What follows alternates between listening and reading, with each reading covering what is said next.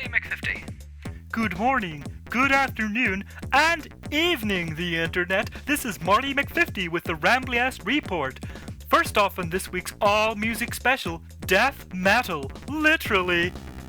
Slayer guitarist Jeff Hammond passed away this week after suffering liver failure at his home on North America.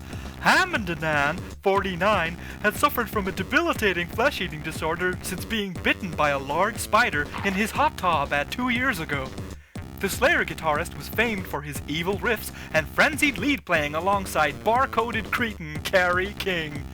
Ham Vannemanum had not been cleared medically to tour with Slayer following his sickness, who played instead with Abe's Exodus's Gary Holt and former Slayer drummer John Dettall, to a mixed reaction from Ham's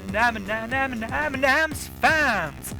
His influence on the metal world cannot be overstated, and his passing shall be mourned by those with a respect for a legacy sure to endure.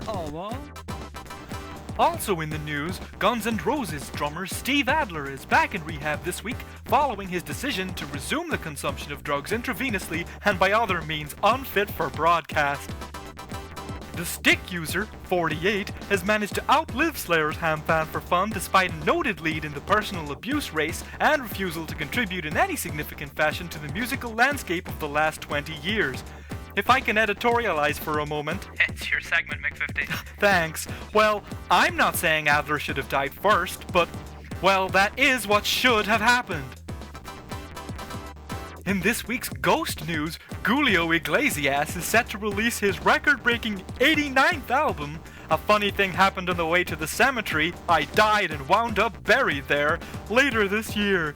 The album is set to boast collaborations with Mick's Fleetwood, Hucknall and Fly, and features his reworked cover version of Kanye West's Gold Digger, now titled Grave Digger, which raced to the top of the Undead charts last year after appearing in Gus Van Sant's popular remake of Godzilla vs. the Moon. The Latin spook, said to be a respecter of Van Sant's work, is thrilled to once again be working with producer Ted Skellington at the Literal Studio for Ghosts in southern Idaho. Expect to hear a lot more from the ghastly crooner in just a few months' time. Rounding things off this week, Jeff Tate's Queensryche's Jeff Tate, in a belated bid to win back a portion of the many, many fans he's thus far alienated, has invited them to send videotaped criticisms of Jeff Tate's Queensryche's new record, Frequently Unknown, cunningly abbreviated to FU, perhaps as a swipe at the former Queensryche singer's ex-band, Queensryche, and win a free copy of the remix version of the album for their bravery.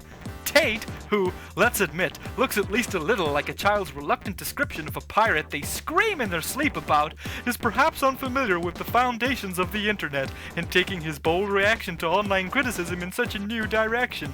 Indeed, the invitation and reward of negative commentary on freshly charting records is something of a revelation in the music industry, and I for one am hailing the Jeff Tate's Queensryche frontman as a trailblazer, albeit as a trailblazing loon.